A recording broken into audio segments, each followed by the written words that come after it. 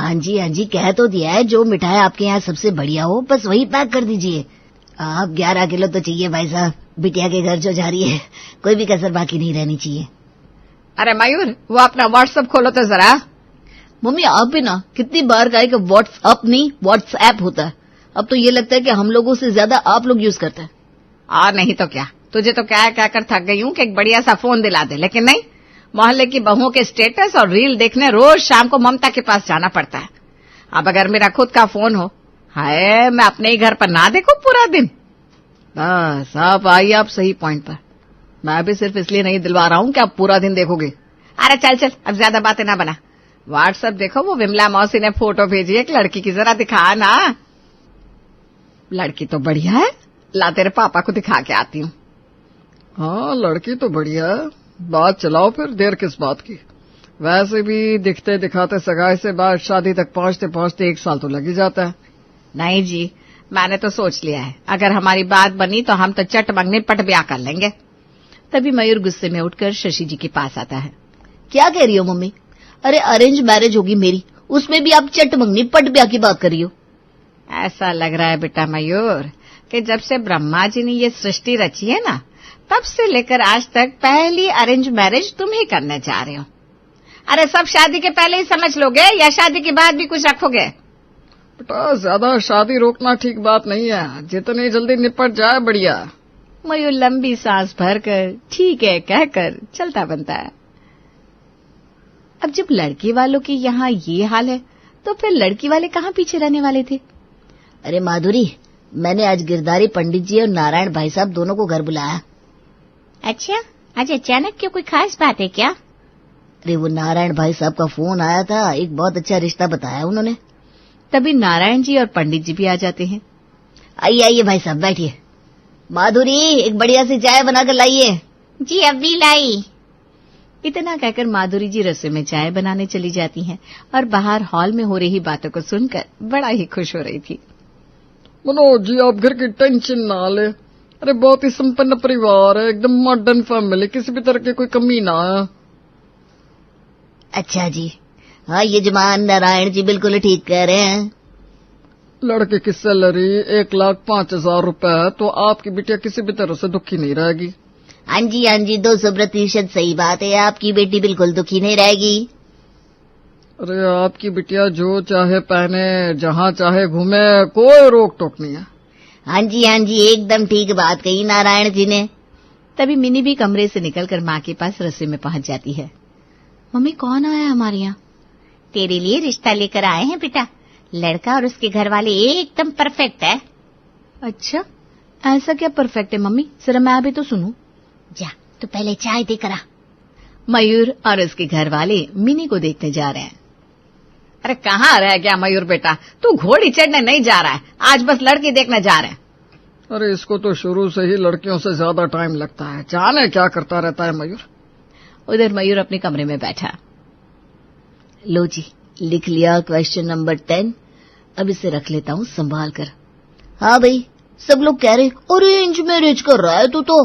Arrange marriage मतलब क्या फांसी पर झूल जाऊं मैं? कसम से ये अरेंज मैरिज के ना अलग ही सियापे है भाई। ये तो अच्छा क्या शुभम को ही कह दिया साथ चलने को, उसे भी कॉल कर देता हूँ। अब मयूर मिनी को देखने अपने परिवार के साथ पहुंचता है। मिनी नाश्ते की ट्रे लेकर आती है, सब आपस में बातचीत करते हैं। जी ठीक है भाई साहब, बढ़िया है जी। हाँ जी सब बढ़िया है। शुभम अरे सुन ना। शुभम। फिर मयूर की तेज आवाज सुनकर सब मयूर का चेहरा देखने लगते हैं। अब सॉरी। अरे क्यों भाई क्यों चिल्ला रहे हो?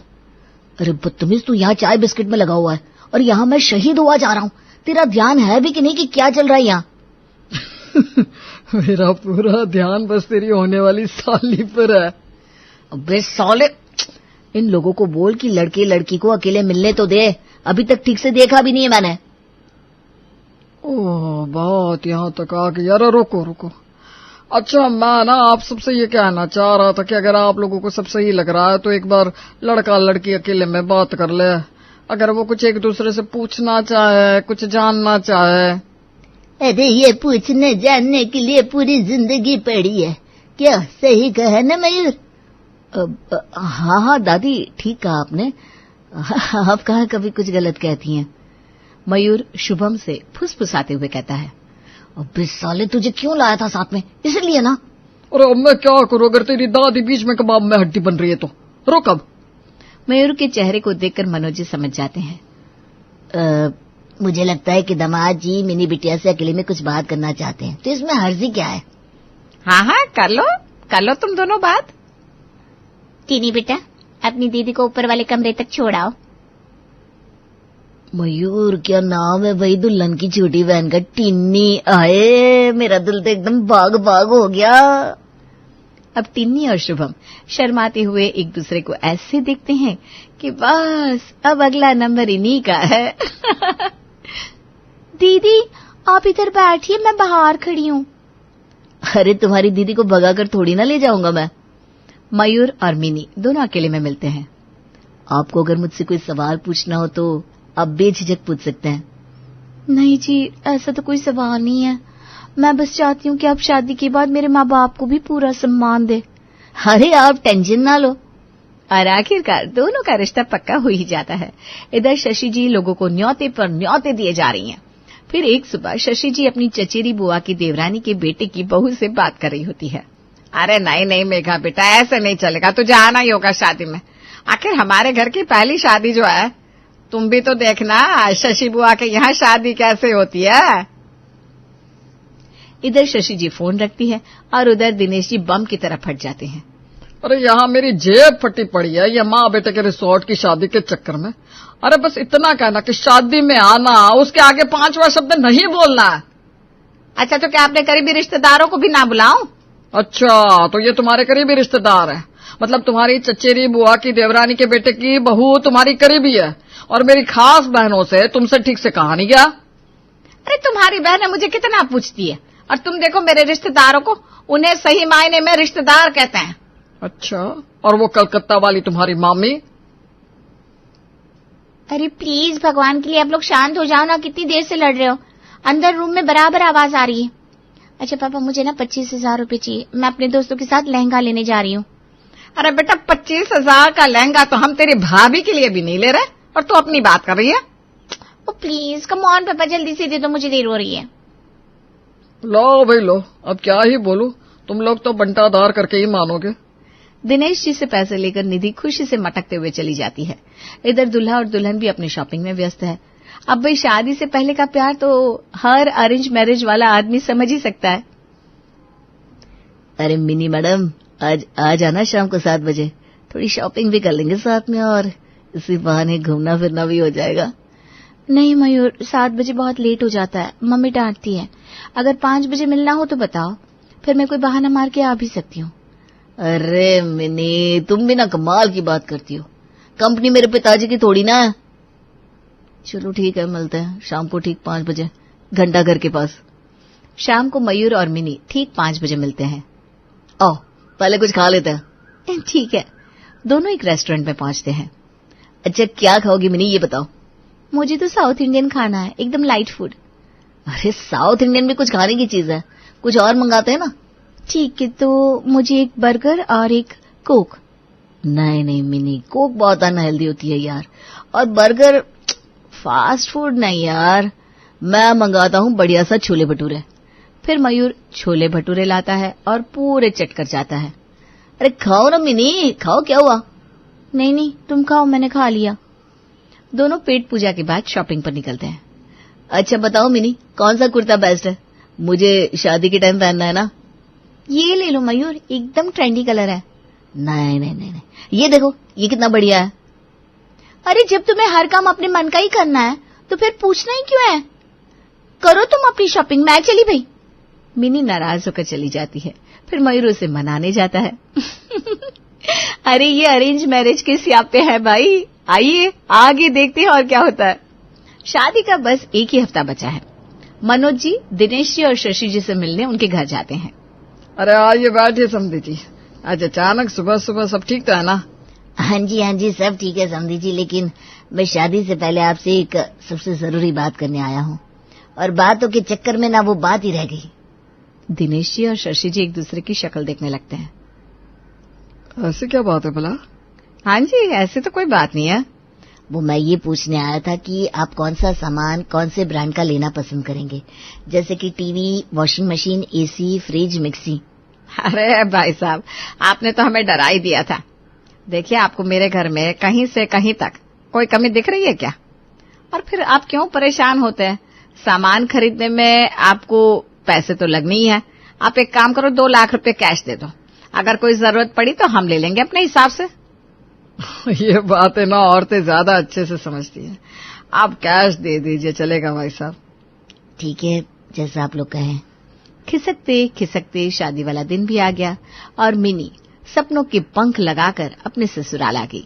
सारे रीति रिवाजों के साथ अब मिनी को पहली रसोई के लिए बुलाया जाता है। अब मिनी कुछ मीठा बनाने के लिए जैसे ही अपनी पहली रसोई में जाती है, मिनी बहू, तुम पुए बना लेती हो क्या? हमारे यहाँ पहली रसोई में उसी का भोग लगता है। जी मम्मी जी, मुझे आता है पुए बनाना, कोई प्रॉब्लम नहीं है, मैं अभी फटाफट से बना देती हूँ।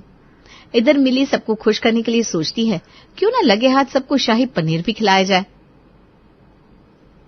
तो ये तो हो गया पुए के लिए बैटर, और अब जल्दी से शाही पनीर के लिए ग्रेवी भी तैयार कर लेती हूँ। मिनी फटाफट प्याज, टमाटर, हरी मिर्च, लहसुन, अदरक, गरम मसाले सब कुछ सौते कर लेती है और फिर पीस कर मिक्सर में भर देती है। फिर जैसे ही मिक्सी चलती है, बहुत तेज आवाज के साथ मिक्सी रुक जाती है। अब अगली आवाज मिनी की थी, जिसे सुनकर शशि जी भागी हुई किचन में आती है। अरे क्या हुआ, इतने जोर से क्यों चीखी? मिनी की हालत देखकर ससुर जी की हंसी छूट जाती है।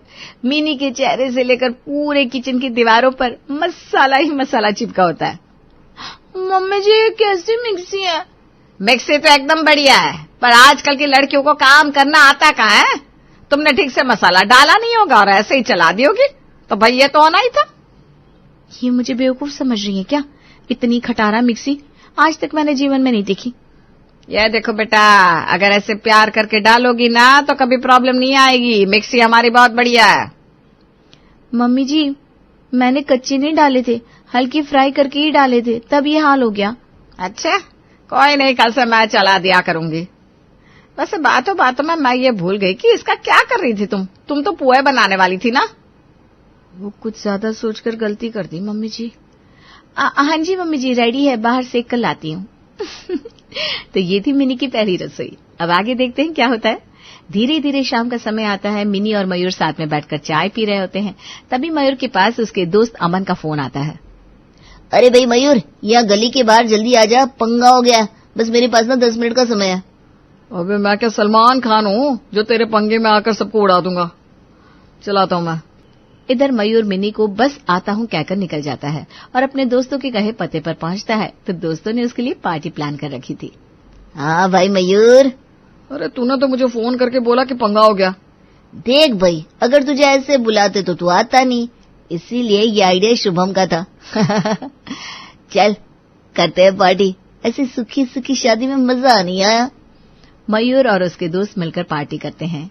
पार्टी करने पर उसे ख्याल ही नहीं रहता कि उसे घर लौट के भी जाना है।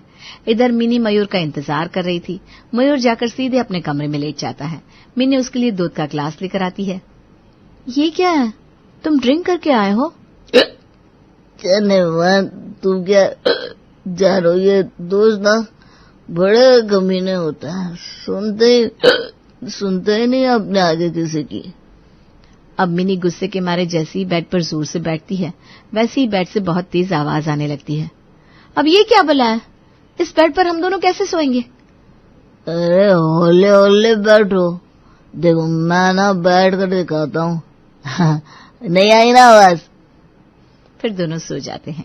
अगले दिन मिनी नहा धोकर बड़े ही प्यार से नई साड़ी पहनकर अपने लड्डू गोपाल जी की आरती करती है और सबको प्रसाद देती है और फिर सबके लिए बढ़िया सा नाश्ता बनाती है। मम्मी जी, मैंने सबके लिए चाय छानकर एक पतीली में रख दी है, आप सबको चाय दे दीजिए। शशि जी सुनकर भी अनसुना कर देती हैं। तभी मिनी थोड़ी देर में डाइनिंग टेबल पर आती है। मम्मी जी, मेरी चाय कहाँ है? अरे चाय तो हमें मिली ही नहीं, हम उसी के तो इंतजार में बैठा है। क्या? अच्छा रुकिए, मैं अभी लेकर आती हूँ, किचन में ही रखी हुई है। अब क्या? जो होना था हो गया। मिनी जाकर देखती है कि चाय पूरे पतीले से निकलकर स्लेब से लेकर नीचे पूरे फर्श पर फैली हुई है। मम्मी जी, मम्मी जी ये क्या है? ये चाय किसने फैलाई यहाँ? ये अरे अब क्या हो गया? अरे राम राम राम मिनी बहू, इस पतीले में तो छेद है, इसमें तूने क्यों छान दी चाय? मिनी माथा पीट लेती है। तब तक मयूर और निधि भी आ जाते हैं। अब मम्मी, इस पतीले में छेद है तो इसे रखा ही क्यों है रसोई में? आपको पता होना चाहिए भैया, ये पतीला धीरे धीरे स्टील की जगह सोने में बदल जाएगा। आप भी ना समझती नहीं है, क्यों मम्मी? अरे ऐसे गृहस्थी नहीं चलाई जाती है तुम लोगों की तरह। उसमें सूखी सब्जी तो रख ही सकते हैं। धन्य है आप मातेश्वरी।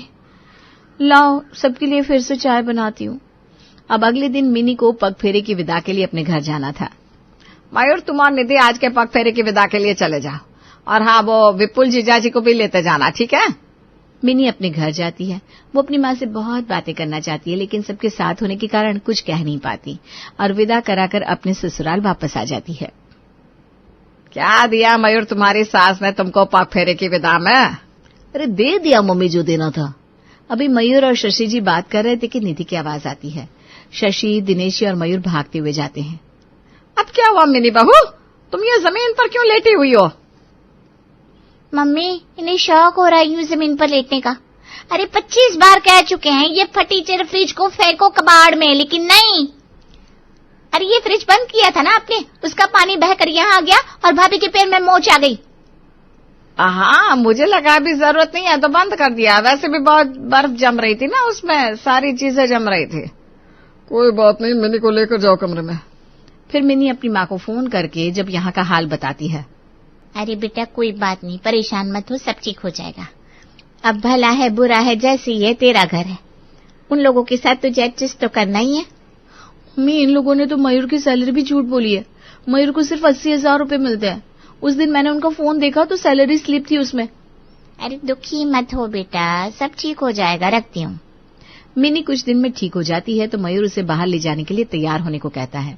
मिनी एक बढ़िया सा मिडी गाउन पहनकर तैयार हो जाती है और जैसे ही वो पहनकर बाहर आती है तो इमरती देवी और शशि जी मिनी को ऊपर से नीचे तक देखने लगते हैं।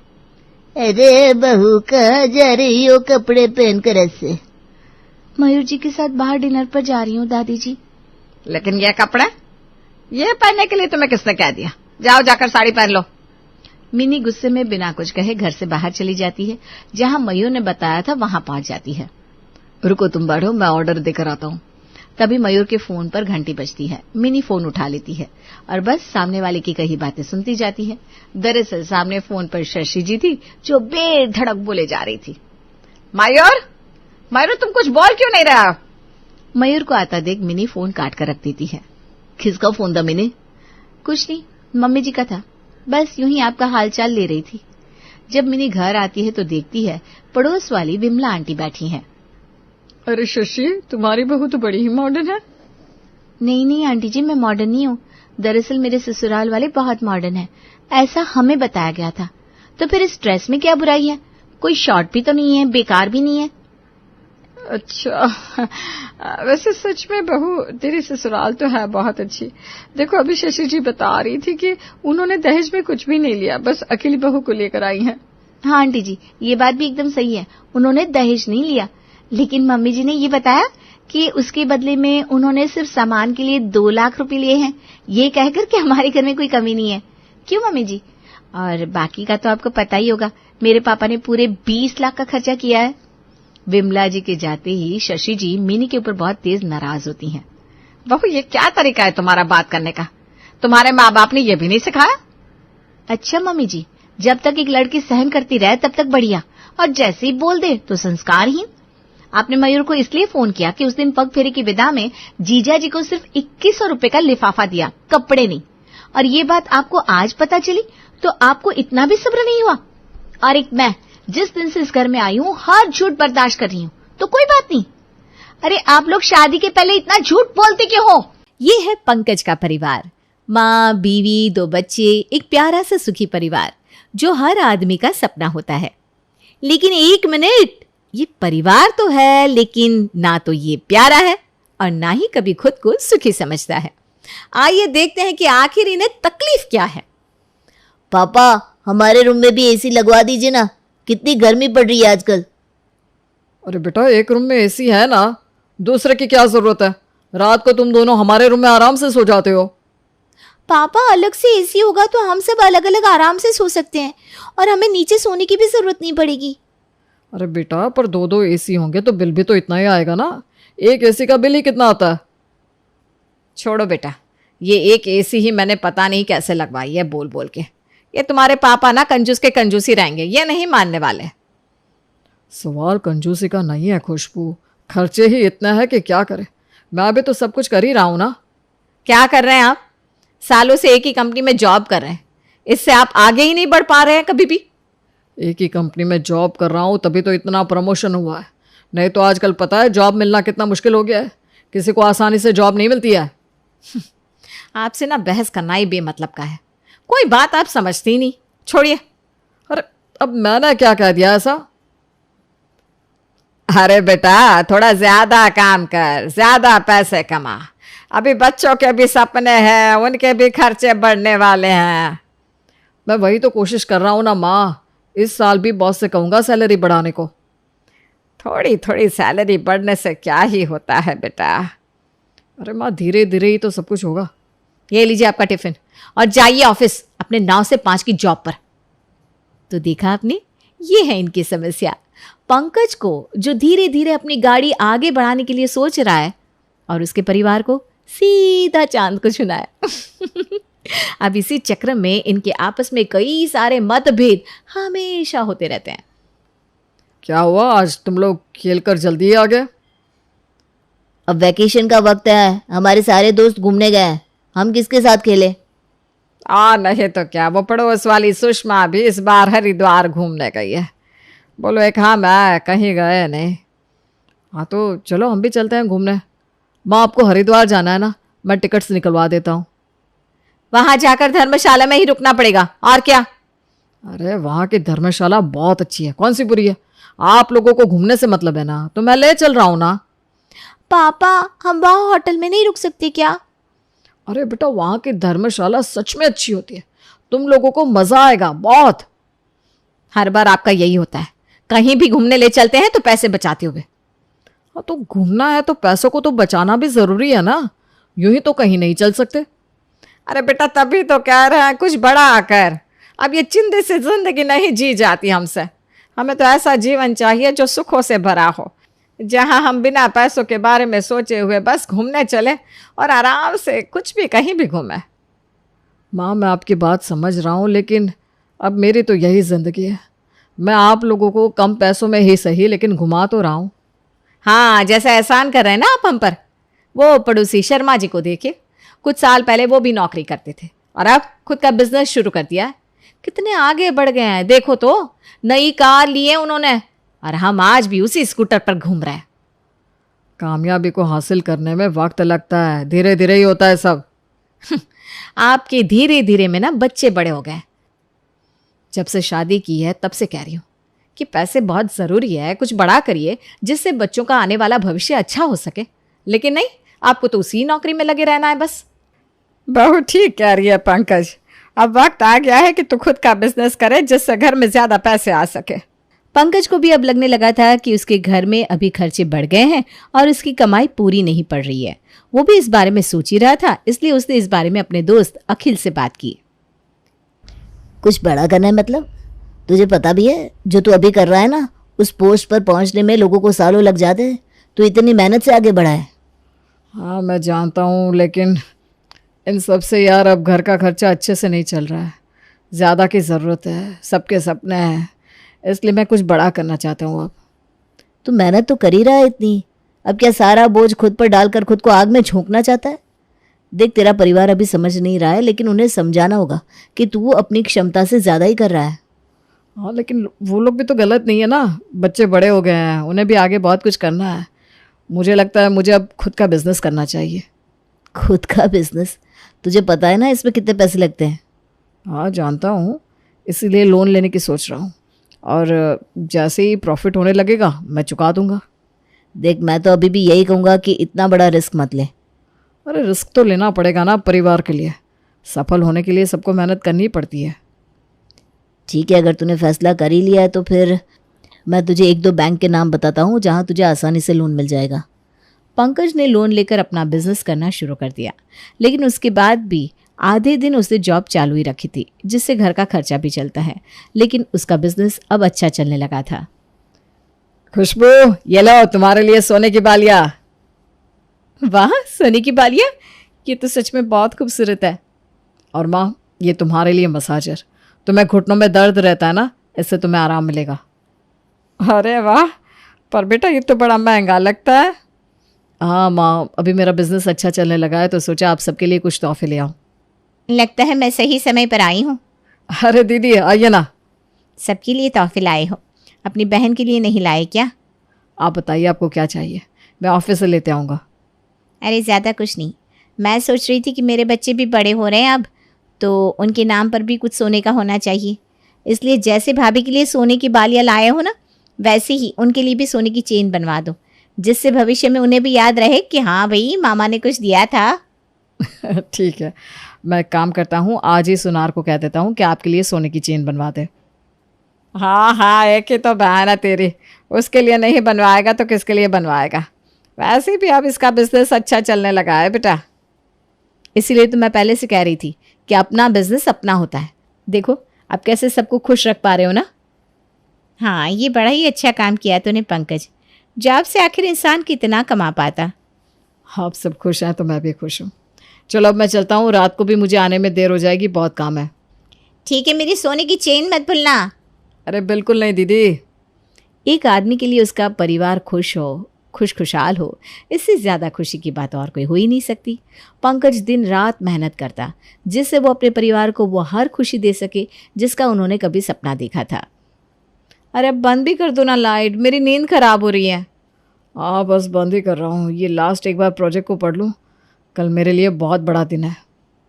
अरे तो मुझे भी तो दिन भर काम होता है, बच्चों को स्कूल भेजना है, खाना बनाना है, सब कुछ। अरे बस थोड़ी देर और, मेरा काम अभी ख़त्म ही होने वाला है। एक बार ये प्रोजेक्ट मिल गया ना तो मैं तुम सबके लिए एक बड़ी सी कार खरीदूंगा, देखना। हाँ, इस छोटी सी कार में अब हम सब आ भी नहीं पाते हैं, इसीलिए तो नई कार लेने का सोच रहा हूँ। बस कल अगर ये प्रोजेक्ट मिल गया तो समझो हमारी आधी परेशानी दूर हो जाएगी।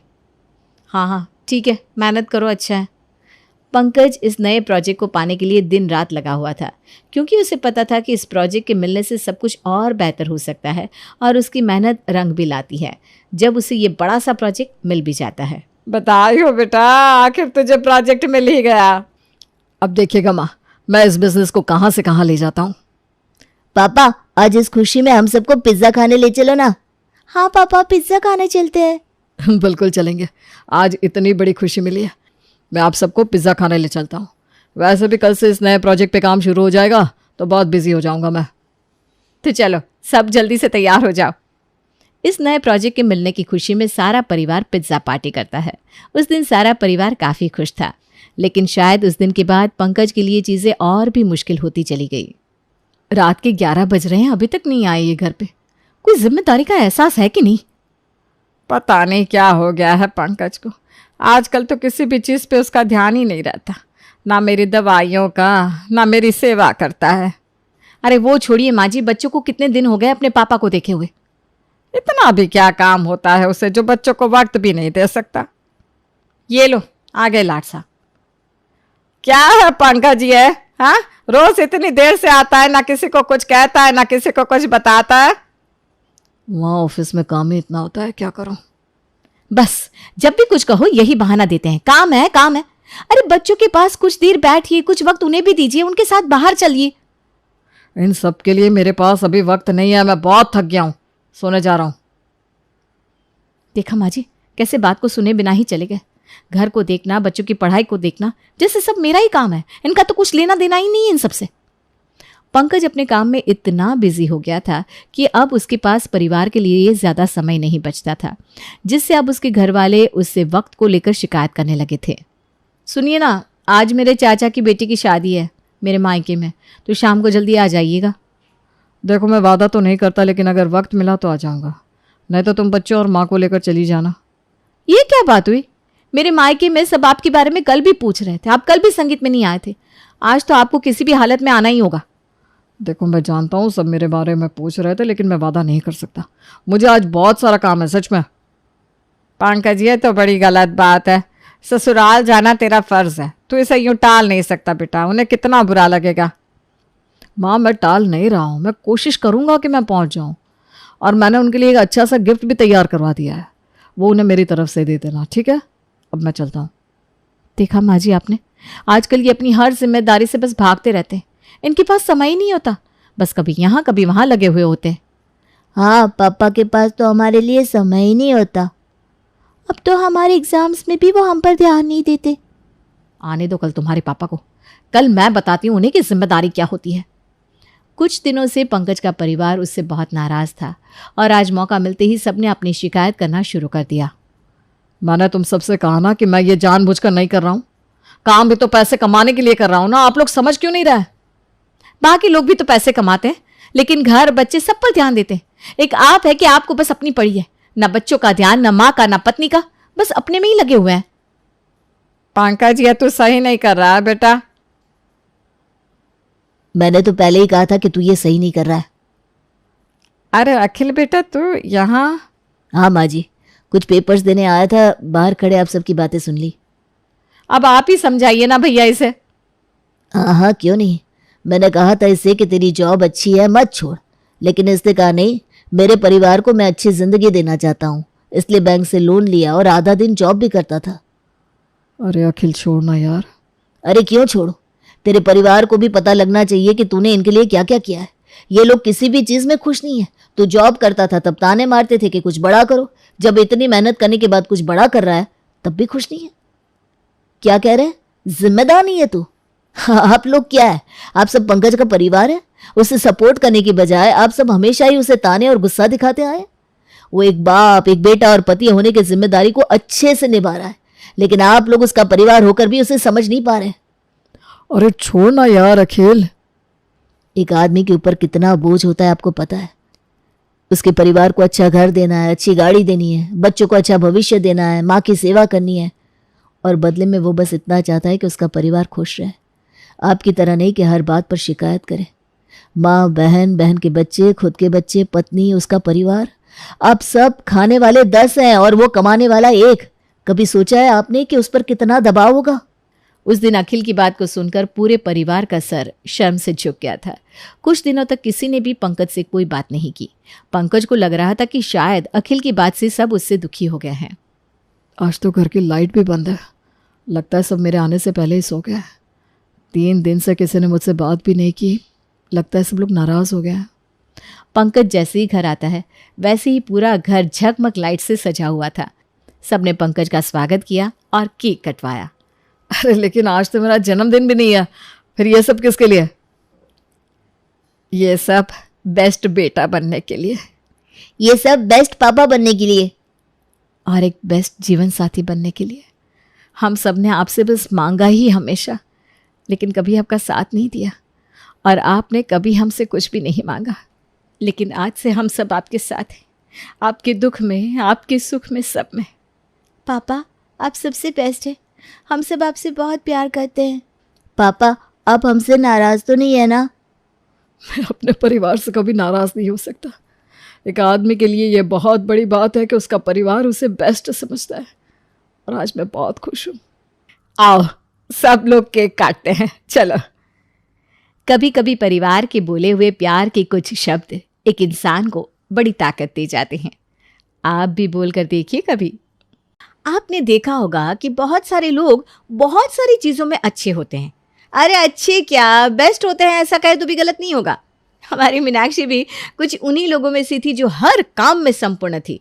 उसके ससुराल में उसका बड़ा नाम था, चाहे वो खाना बनाने की बात हो, सिलाई कढ़ाई बुनाई हो, या फिर किसी और काम की बात हो, वो सब में आगे रहती। मीनाक्षी के 2 बेटे थे, प्रकाश और मल्हार, इसलिए उसकी इच्छा थी कि उसकी दोनों बहुएं भी बिल्कुल उसके जैसी हो।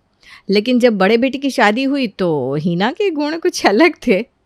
अरे हिना बहू, आज तेरी पहली रसोई थी और आज ही तूने दूध की बर्बादी कर दी।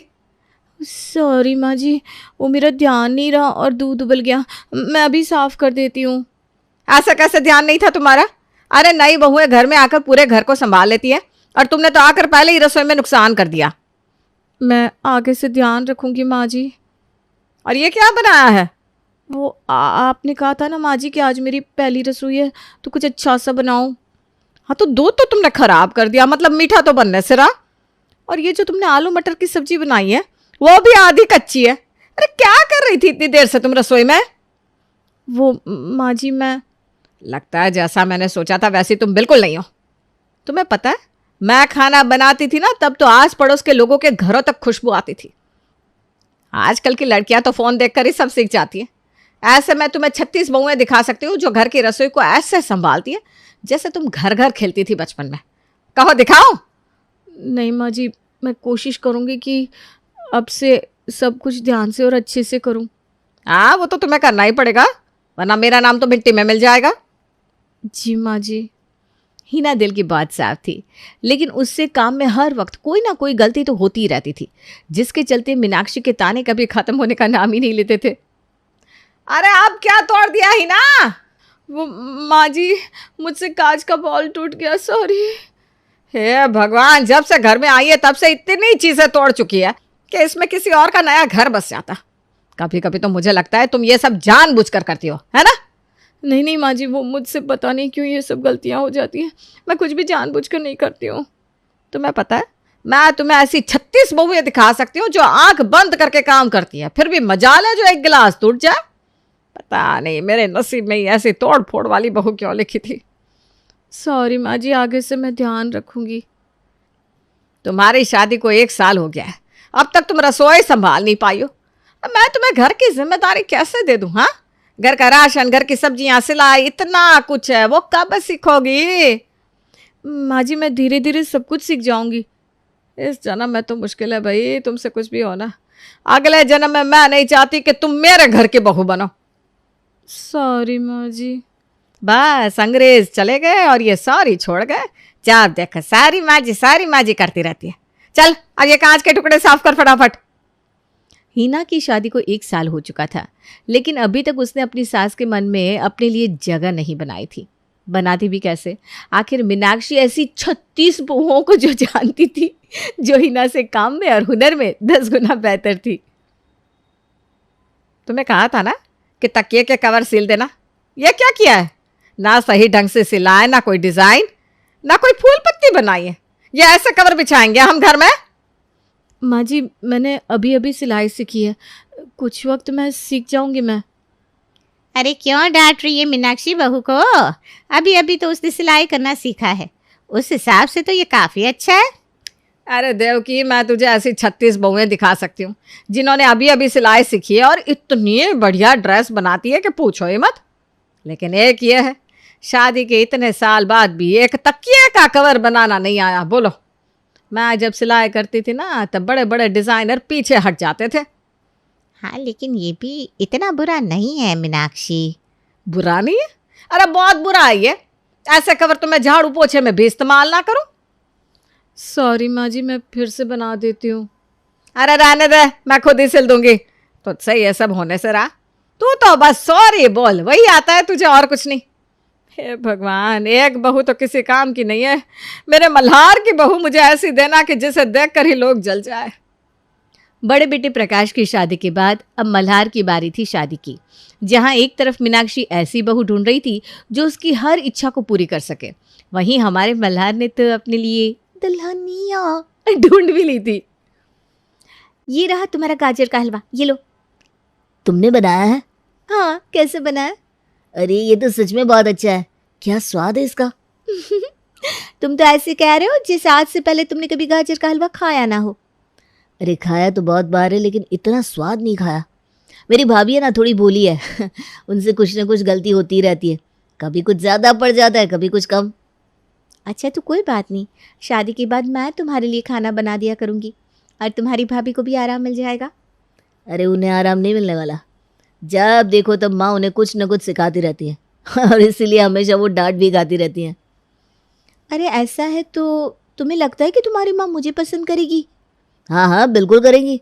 उन्हें ऐसी बहू चाहिए जो उनकी तरह हर काम में होशियार हो। अरे ये क्या बात हुई? हर कोई हर काम में होशियार नहीं हो सकता है मल्हार। और देखो, अगर मुझे बाकी के काम ठीक से नहीं आए तो वो मुझे तुमसे शादी नहीं करने देंगी। तुम ऐसा कह रहे हो क्या? अगर वो ना भी करेगी तो मैं उन्हें मना लूँगा, लेकिन शादी तो मैं तुमसे ही करूंगा निवेदिता। तुम्हारी बातों से लग रहा है कि तुम्हारी माँ को मनाना बहुत मुश्किल होगा। निवेदिता का अंदाजा सही था। मल्हार और निवेदिता के बारे में जानकर मीनाक्षी बहुत ज्यादा नाराज हो गई थी मल्हार से। अरे ऐसी 36 लड़कियां लाइन लगाकर खड़ी है तेरे आगे, तुझे क्या दिखा है उसमें ऐसा जो उसी से शादी करनी है तुझे? माँ मैं निवेदिता से प्यार करता हूँ, और प्यार कुछ देख कर नहीं होता, बस हो जाता है। ये फिल्मी बातें ना मेरे साथ मत कर। प्यार व्यार शादी के बाद सब दूर भाग जाता है, सिर्फ गुण और हुनर ही काम आता है। तू देख रहा है ना हिना कैसी है, एक काम उससे ढंग से नहीं होता। तू क्या चाहता है कि मैं दूसरी वाली भी ऐसी ही ढूंढूं? माँ निवेदिता हर काम में अच्छी है, पढ़ी लिखी है, अच्छा खाना भी बना लेती है, और क्या चाहिए आपको? ये सारे गुण तो शादी के बाद पता चलते हैं बेटा। माँ एक बात सुन लीजिए, मैं शादी करूंगा तो निवेदिता से, वरना मैं कभी शादी नहीं करूंगा। और मल्हार की जिद के आगे मीनाक्षी को झुकना ही पड़ा। वो निवेदिता और मल्हार की शादी के लिए तैयार हो गई। लेकिन शादी के बाद मीनाक्षी जैसे हीना के साथ थी, वैसे ही निवेदिता के साथ भी बर्ताव कर रही थी। लेकिन हमारी निवेदिता कहाँ किसी से कम थी। मल्हार तो कह रहा था कि तुम बहुत अच्छा खाना बना लेती हो, तो चलो आज बना दो, फिर देखते हैं कितना अच्छा खाना बनाती हो तुम। बताइए ना माँ जी, क्या बनाना है खाने में? तुम्हें देख कर लगता तो नहीं कि तुम्हें ज्यादा कुछ आता होगा। वैसे जो भी आता है बना दो, और क्या। वैसे आपको देखकर लगता है कि आपको हरी मिर्ची जैसा तीखा खाना ही पसंद होगा माँ जी, है ना? आप चिंता मत करिए, मैं आपके लिए वैसा ही खाना बना देती हूँ। क्या? हाँ, आपकी ज़बान को देखकर ऐसा ही लग रहा है। तीखा खाना पसंद है ना आपको? बताइए। तुम्हें देखकर यही लग रहा है कि तुम तीखी मिर्ची हो। अब खाना बनाओगी कि बस बातें ही बनानी आती है? पता नहीं इसे कैसे पसंद कर लिया मल्हार ने, इसके जैसी 36 मिल जाती उसे। चलिए भाभी, रसोई में चलते हैं। तुम्हें माँ जी से डर नहीं लगता? वो नाराज होकर गई है यहाँ से। अरे भाभी, डरना कैसा? वो चुड़ैल थोड़ी ना है जो हमें खा जाएंगी। हाँ, बातें वैसी कर लेती हैं लेकिन सच में थोड़ी ना खा जाएंगी। तुम सच में वैसी हो जैसा मल्हार बता रहा था। आप भी ना बात भूलिए भाभी, सच में। चल अब खाना बना लेते हैं, वरना माँ जी और भी ज़्यादा गुस्सा हो जाएंगी। आप मुझे सामान देती जाइए, मैं खाना बना लेती हूँ। हीना और निवेदिता रसोई में हंसी खुशी खाना बना रही थी, और सारा खाना बन भी गया। तुमने तो सच में बहुत अच्छा खाना बनाया है निवेदिता, मैं तो इतना सब कभी नहीं बना पाती। भाभी, आपने रोटियां बना दी, रायता बना दिया, सारा सामान भी आप ही ने दिया है। आधा काम तो आपने कर दिया। अब मुझे बस गरम मसाला दे दीजिए, मैं सब्जी में डाल देती हूँ। हाँ अभी देती हूँ। हीना गरम मसाले की डब्बी ला रही थी कि बाहर से मीनाक्षी की आवाज़ आती है, अरे खाना बना कि नहीं? और हीना के हाथ से डब्बी छूट जाती है। हे भगवान! अरे सत्यानाश हो हिना, कब सीखेगी तू ठीक से काम करना? सॉरी माँ जी। अब गलती करो सॉरी बोलो, यही तो काम है तेरा, है? कोई बात नहीं भाभी, मैं साफ कर देती हूँ। और माँ जी, सारा खाना बन गया है, आप चलिए हम दोनों टेबल पर खाना लगा देते हैं। निवेदिता ने देखा कि मीनाक्षी से हीना काफ़ी डरी डरी सी रहती थी, जिसके चलते ही उससे काफ़ी सारी गलतियां होती थी। कोई बात नहीं भाभी, होता है। मेरे साथ तो हर बार ही होता है, पता नहीं मेरे हाथ क्यों कांप जाते हैं। अरे कोई बात नहीं, आप टेंशन मत लीजिए। चलिए आइए खाना खाते हैं मिलकर। सब लोग खाना खाते हैं और सबको खाना बहुत ही पसंद आता है। खाना तो सच में बहुत अच्छा बना है। थैंक यू भैया। माँ, मैंने कहा था ना निवेदिता बहुत अच्छा खाना बनाती है। अब ठीक ही है, वैसे इस हिना से तो अच्छा ही है। माँ जी, भाभी ने मेरी बहुत मदद की है, सच में। वो अपनी मदद कर ले, वही बड़ी बात है। मैं ऐसी 36 बहुएं दिखा सकती हूँ जो तुम दोनों से कई गुना बेहतर खाना भी बनाती है, और वो भी बिल्कुल कम वक्त में। खैर छोड़ो, मेरी तो किस्मत ही खराब है। माँ जी की बातों को छोड़िए भाभी, आइए खाना खाते हैं। निवेदिता को समझ में आ गया था कि मीनाक्षी के तानों ने हीना के मन को डर के साथ जोड़ दिया था, जिसकी वजह से वो सही काम भी करती तो उससे गलती हो जाती। एक दिन जब निवेदिता और हीना कुछ बुन रही थी, वो मुझसे तो हो ही नहीं रहा ये भाभी। देखो इसे ना ऐसे करते हैं, इससे तुम आसानी से टोपी को बुन पाओगी। अरे वाह भाभी, आपने तो मुझे बहुत आसान तरीके से सिखा दिया। मुझसे ना कब से नहीं हो रहा था ये। मैंने ये शादी के पहले सीखा था, सोचा था शादी के बाद सबके लिए टोपी बनाऊंगी। लेकिन पता नहीं क्यों मुझसे कोई काम ठीक से होता ही नहीं। भाभी, जहाँ तक मैंने आपको देखा है आपको हर काम आता है, आप ऐसा क्यों सोच रही हैं? ऐसा नहीं है, मुझसे कई सारी गलतियाँ होती रहती हैं, किसी भी काम को मैं ठीक से नहीं कर सकती हूँ, तभी तो माँ जी मुझसे हमेशा ही नाराज़ रहती हैं। भाभी, माँ जी को तो खुद के अलावा और कोई भी सही नहीं लगता, लेकिन आप बहुत अच्छी हैं हर काम में। बस आपके अंदर का जो डर है ना, उस वजह से आपसे गलतियाँ होती है। एक बार आप अपने आप पर भरोसा करके देखिए, सब कुछ आसान हो जाएगा। लेकिन माँ जी का क्या, ऐसा कोई नहीं है जो दुनिया में परफेक्ट है भाभी। अरे मैं तुम दोनों को ऐसी 36 बहुएं दिखा सकती हूँ जो हर काम में होशियार हैं और परफेक्ट भी हैं। ठीक है, अगर ऐसी बात है तो दिखाइए। चलिए 36 नहीं, बस कोई एक आधी दिखा दीजिए जो हर काम में परफेक्ट हो। चलिए हम दोनों चलते हैं आपके साथ। हैं? अरे ये अगली गली वाली सुषमा की बहू बिल्कुल परफेक्ट है। अच्छा, उससे तो साउथ इंडियन खाना ही बनाना आता है और कुछ नहीं, है ना? अरे वो हमारे पड़ोस की मिश्राइन की बहू को देख लो। अच्छा, आपको पता है कल वो अपनी सास को गाली दे रही थी, ऐसी बहू चलेगी ना आपको? अरे वो हमारी मौसी के बहू ज्योति, उसे ही देख लो कितनी अच्छी है। भाभी, ये तो वही है ना जिसने अगली बार हलवे में नमक डाल दिया था। अरे वो क्या हुआ, नहीं मिल रही आपको 36 बहुएं? मिलेंगी भी नहीं माँ जी, क्योंकि हर इंसान के अंदर कोई ना कोई कमी होती ही है। आपने हिना भाभी को इतना सुनाया है कि उनके अंदर डर ही बैठ गया है कि सच में उनसे कोई काम नहीं होगा। वो खुद पे विश्वास ही नहीं करना चाहती है, जबकि आपको पता है कि उन्हें सच में सब कुछ आता है। वो अच्छा खाना भी बना लेती है और सिलाई बुनाई कढ़ाई मेहंदी सब कुछ उन्हें आता है। लेकिन आपने कभी उनकी खूबी को देखा ही नहीं, बस उनकी कमियों को देखा, जिससे आज उनके अंदर आत्मविश्वास की कमी हो गई है। ये जो आप कहती रहती है ना 36 बहुएं, वो सब मिलकर भी आपकी हिना बहू के आगे फीकी पड़ जाएंगी माँ जी।